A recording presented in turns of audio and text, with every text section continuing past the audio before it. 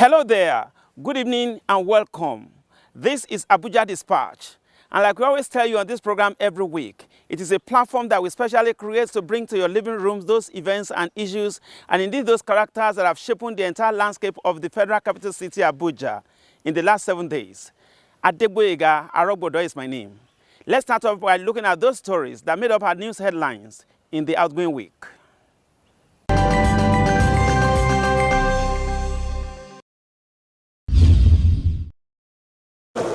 Law enforcement agencies have recovered over 3.7 billion naira, as well as various assets worth billions of naira from contractors and former directors of the Niger Delta Development Commission, NDDC. President Muhammadu Buhari disclosed this at the inauguration of NDDC Advisory Committee, comprising the 9 governors of the Niger Delta region and the ministers of Niger Delta Affairs and Environment. The president told the committee that going forward, those abuses of the past clearly show the need for strict and diligent oversight. He therefore charged them to discharge the new assignment diligently and effectively, working closely with the relevant ministries, adding that he looked forward to seeing positive changes in the affairs of the commission as well as on the ground in the Niger Delta region.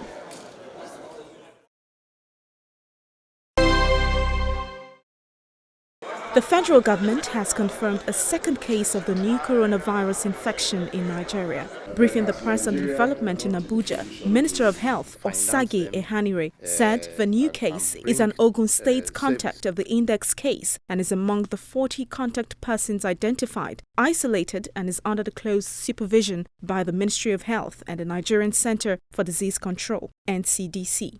Ehanire also added that the infected person is clinically stable and is being monitored. The minister called on Nigerians to refrain from spreading fake news and continue to maintain proper personal hygiene and wash their hands regularly.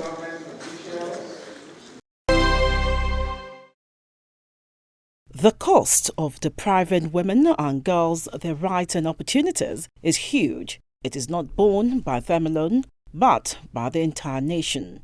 The Minister of Women Affairs, Dame Pauline Talon, made this assertion during an intergenerational dialogue on promotion of women's rights and social justice in Abuja. She also charged stakeholders to strengthen support in the struggle for gender equality and rights of women and girls in the country. Talon noted that continuous delay in bridging gender gaps makes the achievement of Sustainable Development Goals and Africa's Agenda 2063 to remain elusive and a mere illusion.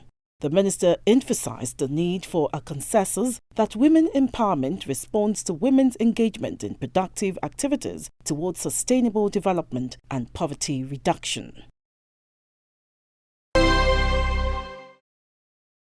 The State of Israel ambassador to Nigeria, Simon Ben Shoshan, says military collaboration with Nigeria is critical to prosecute the war against terror and other crimes perpetrated by criminal elements across the country.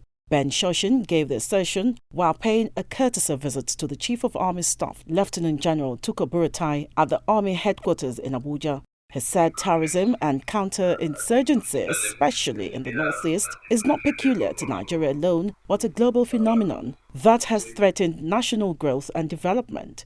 The Israeli ambassador added that to improve the capacity of officers and soldiers of the Nigerian army on cyber intelligence and other key areas will be a boost to addressing the myriad of insecurity. The army boss, Lieutenant General Tukur Buratai, applauded the efforts of the Israeli government in nurturing and sustaining the long-standing relationship in diverse areas of bilateral cooperation with Nigeria.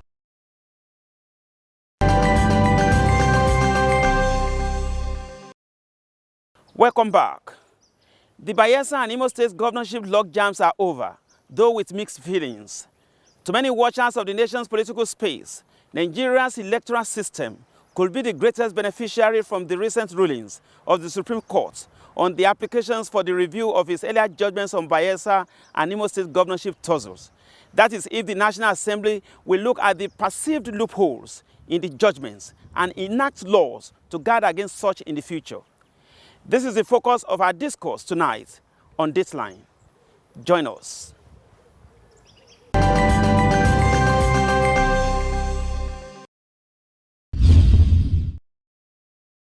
The recent judgment of the Supreme Court, which dismissed the appeal filed by Chief Emeka Ihedioha and his party, the People's Democratic Party (PDP), seeking the review of the January 14 judgment of the court that ousted him as the governor of Imo State and enthroned Senator Hope Uzodinma of the All Progressives Congress (APC), laid to rest the acrimonious exchanges between the two dominant political parties in the country. It also sealed the protests and counter-protests that followed the earlier judgment. The court had taken the same position in a similar application filed by the APC, asking it to reverse its February 13 judgment that sacked David Leon as governor-elect of Bayelsa State on grounds that his deputy presented false information to the Independent National Electoral Commission (INEC) in aid of his qualification for the November 16, 2019 governorship election in the state. The Bayelsa and Imo cases have gone the way they went, but it is not in the overall electoral interest of the electorate in the state that the men whom they voted for have been thrown overboard.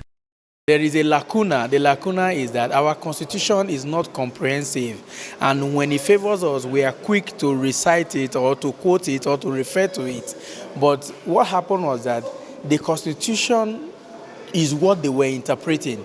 And I have said over time that at the Supreme Court level, it is what you present before them that they interpret and they give you judgment. That's why if you look at the symbol of the law, the eyes are closed. Nobody is looking at anybody. How can you make a grievous error, an error that is glaring, and then you say because the Supreme Court is final, and then it cannot correct herself? I think if we go by that particular judgment, Nigeria is in trouble. You can kill person, erroneously kill person, and because the case is in the Supreme Court, you will not accept your fault. That is too bad. Many are of the opinion that against the backdrop of the judgments, the National Assembly should take a closer look at the provisions of the electoral law and re-evaluate the section of the Constitution which provides that the mistake or sin of the deputy governorship candidate can completely frustrate the joint ticket of the governor. So, perhaps the legislature, in reviewing the Electoral Act or even the Constitution, can now take advantage of what has happened to look into that section. Some of those people that we are responsible for those judgments supposed to be prosecuted, but who is going to prosecute them? If you take them there, they are we. Nobody is going to prosecute them. If not, those people should be examined thoroughly for that kind of judgment they gave. There is no provision for them to actually go back on what they said. And if you look at the judgment clearly, they are admitting that we have been misled. We have been fed with information that are not correct. That is what led to our decision at that particular time. In the case of Imo, many are of the belief that Justice Nweze, who gave the dissenting judgment, should have gone a notch higher in recommending that there should be further investigation and possible prosecution if they had concluded that there were criminal cases involved in the process. It is not enough to just declare what has happened. The way to grow as a nation is when such happens, the system responds adequately. For instance, what about the political parties that field these candidates? What about the security agencies that screen them for the election? There must be a way of dealing with those issues with finality in such a way that the society will benefit from them. There should be an amendment of existing laws to include a provision for review of judgments on constitutional grounds. The National Assembly needs to come up with laws to stop the Supreme Court from taking away the powers of the electorate in elections. After all, elections are about the people, not about justice of the Supreme Court. In amending the Electoral Act, one of the things I would like to see the Parliament to do, and we are going to make representation, is that in the unlikely event that people have voted in good faith for candidates that were validly put before them by INEC, and looking at the faces of the candidate, they opted for a particular one. If anybody has issues with that person that has won, that the people preferred, the court cannot impose the person that was rejected. And the National Assembly is supposed to make laws, you know, and is not supposed to interpret laws. So it was the responsibility and is still the responsibility of the Supreme Court to do what it has done. The only thing that I have to discountenance is for me to agree to the fact that what they did, I believe, is not the best that Nigeria should have had. The foregoing suggests that the Apex Court's judgment on Bayelsa and Imo governorship tussles may have paved the way for further improvements on the Electoral Act and the Constitution. But the onus is on the National Assembly to embark on such exercise. Whether they will do so will be seen in the months ahead.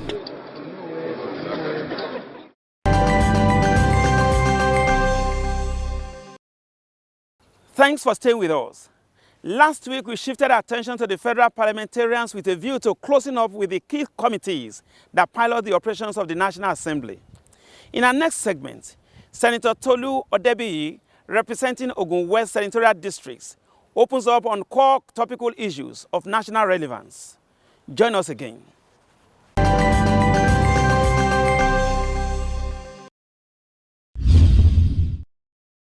Welcome to the Split View segment of our program, ABUJA Dispatch. And on Split View this week, we have the pleasure of welcoming to our studio the senator representing Ogun West at the federal constituency, that's in the National Assembly. That's Senator Tolu Odebiyi. You're welcome to the program, sir. Thank you very much.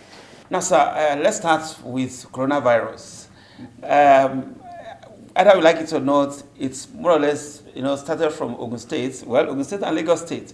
Now, all this while, for the past 2 weeks now, how do you think the country has been able to, how will you consider the level of the country's readiness to contain that virus nationally and even from the different states? The index patient came in to the country, came into Lagos State and spent the night and then transited to Ogun State. But having said that, I think there's part of me that feels there was a lapse somewhere. I think we should have been a bit more proactive as a country, knowing fully well that there are some countries that had very high rates of this spread. Italy was known, Iran, China, and we should have quarantined these people for 2 weeks before they come into the country. We should have insisted if they are coming from these high-risk areas, they need to be quarantined for 2 weeks before accepting into the country. So there must have been there was a lapse somewhere. So we allowed that guy to come in. Whether he showed any traces or not, the fact is that he's coming from a high-risk area. And if we had done that, we wouldn't have where we are today. But having said that, the guy came in, spent the night, went to Ogun State. But I must commend both the government of Lagos and Ogun State. They did very well, especially Ogun State, where I come from, because the professionalism of the doctors there enabled them to quickly identify that this guy just came in from a high-risk area, and they notified the appropriate agencies, which enabled them to understand that the guy was high risk. And then also, commended the lab in Lagos State for within a very short period of time identifying that the guy had the virus. Well, thank God at least that we are on top of it, and I know that the two states and the federal government, they are proactively looking at it. I just hope that all our borders, all our airports properly being manned at this time, and appropriate protocols are being put in place to ensure that such lapses does not happen again. There's another important part of this disease that is a bit worrisome that I think we all need to keep our eyes on. That's effect on the economy. I'm very concerned about the weakening of the global economy, the macro world economy. Even China itself the economy is weakening. America, everybody. So you can see a gradual slowdown of the world economy. And having said that, there are repercussions there for us here in Nigeria. China is our largest buyer of oil. Obviously, that's going to adversely affect us. We passed a budget that had a price index that we are hoping to sell our price 57. I think the price now, I'm not sure, maybe it's about 51 or even 49. We have a certain volume we hope to sell. So a lot of things are going to be affected. So our budget, I read yesterday where the Honorable Minister for Finance said they may need to review the budget. So it's a major concern, especially when we even had a very challenging budget already where revenue was a major issue. We had to increase the VAT, tighten our belt somewhat. Now, and even despite that, we still needed to go and borrow 2-point-something trillion. Now, if there's a slowdown in the economy and all these targets are not met, now you can imagine that what we need to borrow is even going to be even larger than that. And that is a bit of concern to me, especially the effects on the people out there and the masses, especially on the adverse effect that it may have on the economy. And I think we should all keep an eye on that and just hope that this problem does not last for too long. Now, let me use this opportunity to really, let's move to your real constituency. That's the National Assembly. Now, people have been commending, some across the polity have been commending the relationship between the executive and the legislature, that it has really yielded some positive improvement in the way they do things now. But again, what would you consider to be the basic hallmarks of this 9th Senate since inception, in your own estimation? What I saw and what I've seen in this Senate is that I think you have people that are really determined to leave a hallmark and leave a legacy behind, and everybody is determined to make a difference and contribute. So that has enabled us to progress very well.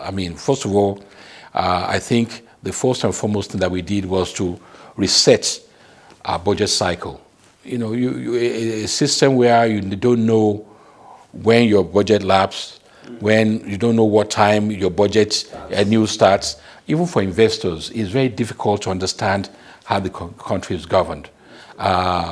So that in itself created stability.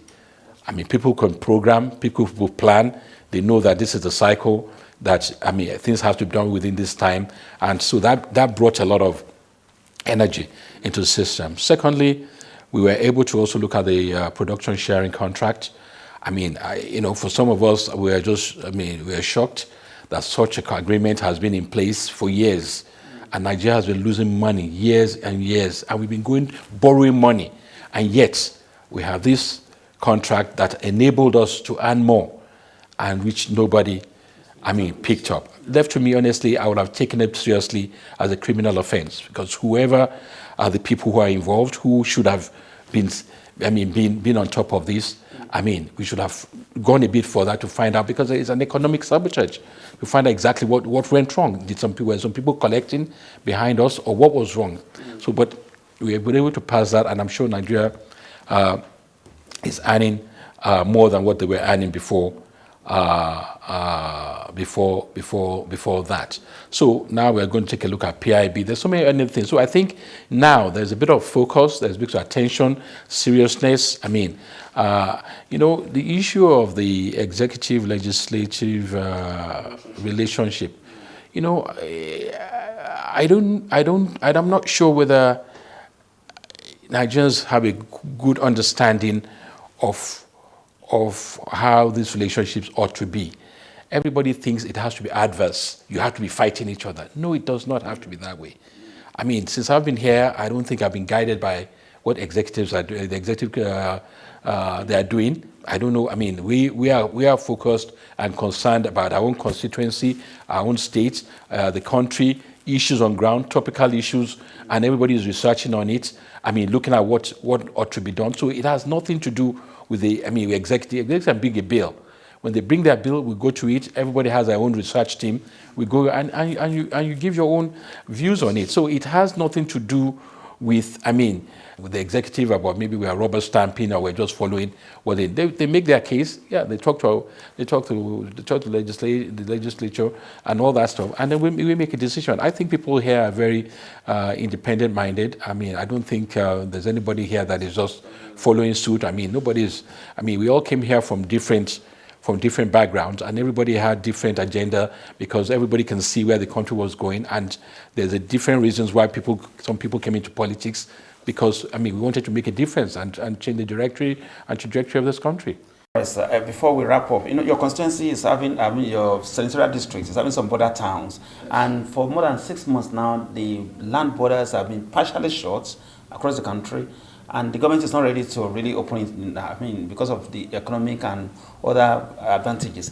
Now, the constituents, how have they been coping with the challenges of this closure?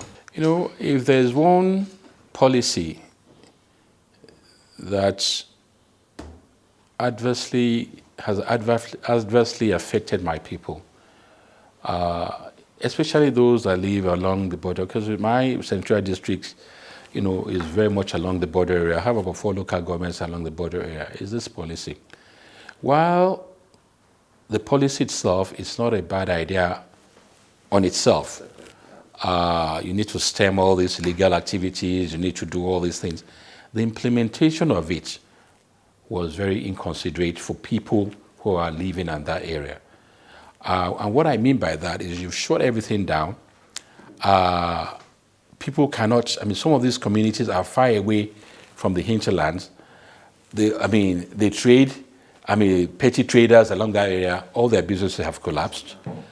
Now, even something as small as tomatoes, now, once the police see you going with tomato, they'll stop you. They say one is a Dahomey tomato, one is a Badagry tomato, coconuts have been, things like this. So their livelihood has been torn apart. Not to make it worse, you now even say 20 kilometers to the border, no petrol. Look at them, go to Owode now. Look at the mess they've created there. Traffic, congestion, total chaos, environmental degradation. The whole place is now a mess because that's now, that's like the last stop before you go there. So the whole place is a total mess now. Secondly, a policy must be driven or must be backed up with an outcome. Now, if you're trying to do this, what am I to expect 6 months from now? You see, if you tell me don't eat or just endure for 3 months. There's something I'm working on. And if you can let me know what I'm working on, trust me, I'll endure with it. Are we doing an immigration reform? Are we doing customs reform? Are we doing petrol subsidy reform? And what are we putting in place? So that by the time you now open the border, all these policies, I'm going to see more a transformed border, a more well-managed border, a more border patrol system that has been put in place, so that everybody expects that. If you're just going about it with nothing in place, trust me, 8 months from now, we open the border, we are back to square one again. So what have we achieved? Thank you very much. Senator Tolu Odebi is representing Ogun West. Thank you very much for your time, sir. My pleasure. Thank you very much. Thanks for having me. Thank you.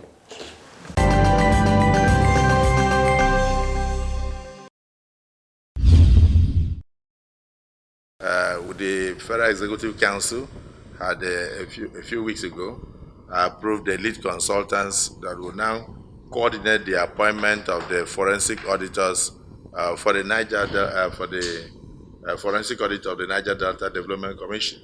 And so far, they have worked closely with the Bureau of Public Procurement, and they penciled down about 55 companies that are now going through evaluation.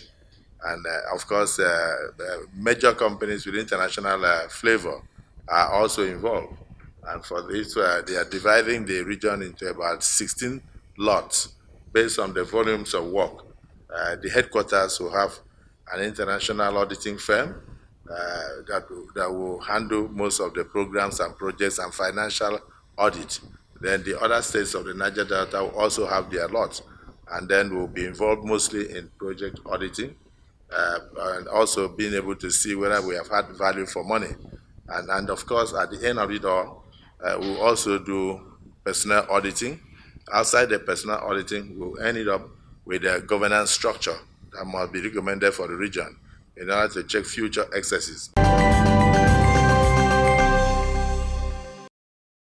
Thank you for watching, and that is how far time can permit us tonight on Abuja Dispatch. For further information, suggestions, and comments, you can reach us out on our various social media platforms.